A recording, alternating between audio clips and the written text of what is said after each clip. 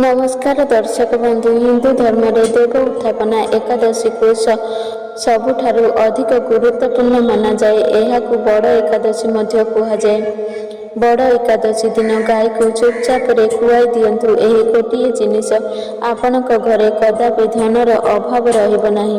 गाय को एकादशी दिन खाइबाकु देबा अत्यंत शुभ होइथाए। दर्शक बंधु, देव उत्थापना एकादशी केबे पड़ुअछि? एही दिन गाय को केउं जिनिस खाइबाकु देले घरु दारिद्रता दूर होइजिब। दर्शक बंधु, पवित्र देव उत्थापना एकादशी एहाकु बड़ एकादशी मध्य कुहा जाए। वर्षरे साधारणतः 4 गोटी एकादशी पड़े।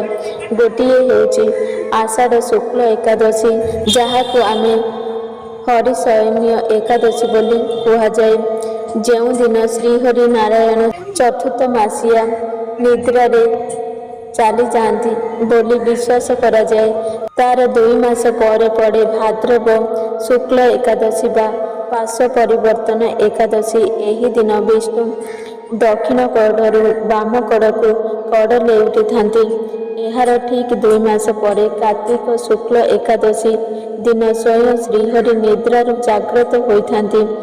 4 ମାସ ଧରି ନିଦ୍ରା ଯିବା ପରେ ଏହି କାର୍ତ୍ତିକ ମାସ ଶୁକ୍ଳ ଏକାଦଶୀ ଦିନ ଶ୍ରୀହରି ନିଦ୍ରାରୁ ଜାଗ୍ରତ ହୋଇଥାନ୍ତି ବୋଲି ଏହାକୁ ଦେବ ଉତ୍ଥାପନା ଏକାଦଶୀ ବୋଲି କୁହାଯାଏ। ଏହାକୁ ପ୍ରବଦିନୀ ଏକାଦଶୀ ବୋଲି ମଧ୍ୟ କୁହାଯାଏ। ଉତ୍ଥାପନା ଶବ୍ଦର ଅର୍ଥ ହେଉଛି ଉତ୍ଥାନ। ଏହା ସହିତ କାର୍ତ୍ତିକ ଶୁକ୍ଳ ଏକାଦଶୀ ନାମଟି ଜଡ଼ିତ ହୋଇଥିବାରୁ ଏହାକୁ ଦେବ ଉତ୍ଥାପନା ଏକାଦଶୀ ବା ପ୍ରବଦିନୀ ଏକାଦଶୀ ବୋଲି କୁହାଯାଏ। ସମସ୍ତ ଏକାଦଶୀ ମଧ୍ୟରେ ଏହା ହେଉଛି ଶ୍ରେଷ୍ଠ ବଡ଼ ଏକାଦଶୀ। ବର୍ଷରେ ଆମର 24ଟି ଏକାଦଶୀ ପଡ଼ିଥାଏ। 12ଟି ଶୁକ୍ଳ ଏକାଦଶୀ ଏବଂ 12ଟି କୃଷ୍ଣ ଏକାଦଶୀ। ବୈଷ୍ଣବ ଧର୍ମର ଲୋକମାନେ ସାଧାରଣତଃ 24ଟି ଏକାଦଶୀକୁ ନିଷ୍ଠାର ସହ ପାଳନ କରିଥାନ୍ତି, କିନ୍ତୁ ଗୃହସ୍ଥ ଧର୍ମର ଲୋକମାନେ ସାଧାରଣତଃ 4 ଗୋଟି ବଡ଼ ଏକାଦଶୀକୁ ନିଷ୍ଠାର ସହ ପାଳନ କରନ୍ତି। ଏହି ଦେବ ଉତ୍ଥାପନା ଏକାଦଶୀଠାରୁ କାର୍ତ୍ତିକ ପଞ୍ଚୁକ ବ୍ରତର ମଧ୍ୟ ଶୁଭ ଆରମ୍ଭ ହୁଏ। ଦର୍ଶକ ବନ୍ଧୁ, ଏ ବର୍ଷ 12 ନଭେମ୍ବର ମଙ୍ଗଳବାର ଦିନ ପବିତ୍ର ଦେବ ଉତ୍ଥାପନା ଏକାଦଶୀ ବ୍ରତ ପାଳିତ ହେବ। ଏହାକୁ ସର୍ବୋତ୍ତମ ଏକାଦଶୀ ବୋଲି ଗ୍ରହଣ କରାଯାଇଛି। ଏହି ଦିନ ଏକାଦଶୀ ତିଥି ସୂର୍ଯ୍ୟ ଉଦୟ ଠାରୁ ଆରମ୍ଭ କରି ଅପରାହ୍ନ 4ଟା 4 ମିନିଟ୍ ପର୍ଯ୍ୟନ୍ତ ରହିଛି। 4ଟା ପରେ ପରେ ଦ୍ୱାଦଶୀ ତିଥି ଆରମ୍ଭ ହୋଇଯିବ। ଦର୍ଶକ ବନ୍ଧୁ, ନଭେମ୍ବର 12 ତାରିଖ ଦିନ ଦେବ ଉତ୍ଥାପନା ଏକାଦଶୀ ପଡ଼ୁଅଛି। ତେଣୁ ତା ପୂର୍ବ ଦିନରୁ ହିଁ ପ୍ରସ୍ତୁତି ଆରମ୍ଭ କରାଯାଏ। ନଭେମ୍ବର 11 ତାରିଖ ସେହି ଦିନଠାରୁ ହିଁ ଆପଣ ଗୋଟିଏ ବେଳା ସାତ୍ତ୍ୱିକ ଭୋଜନ ଗ୍ରହଣ କରନ୍ତୁ। ଅରୁଆ ଅନ୍ନ ଆପଣ ଗ୍ରହଣ କରିପାରିବେ।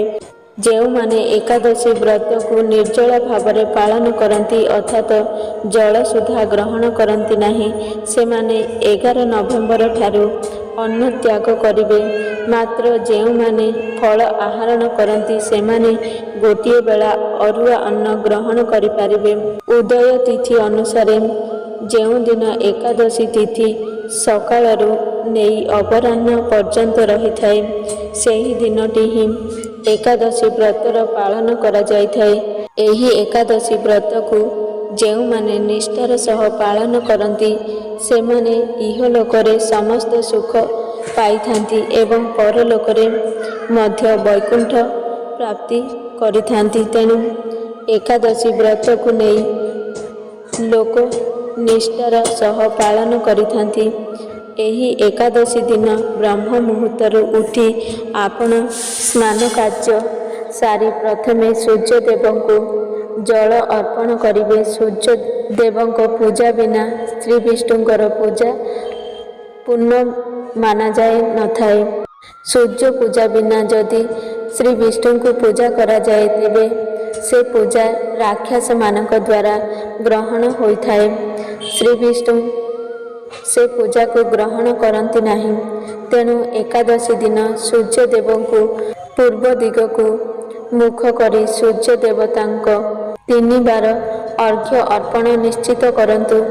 ଯେଉଁ ଢାଳ ଆପଣ ନେଉଛନ୍ତି ସେଥିରେ ଗଙ୍ଗା ଜଳ କିଛି ଅକ୍ଷତ ଫୁଲ ମିଶାଇ ସେହି ଜଳରେ ହିଁ ସୂର୍ଯ୍ୟଙ୍କୁ ଅର୍ଘ୍ୟ ଦେବେ।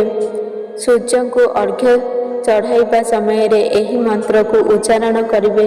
ମନ୍ତ୍ରଟି ହେଉଛି ଉଦୟ ବ୍ରହ୍ମଣେ ରୂପମ୍ ମହେଶ୍ୱରମ୍ ଅଷ୍ଟମାନେ ସ୍ୱୟଂ ବିଷ୍ଣୁ ତ୍ରିମୂର୍ତ୍ତି ଦିବାକରମ୍।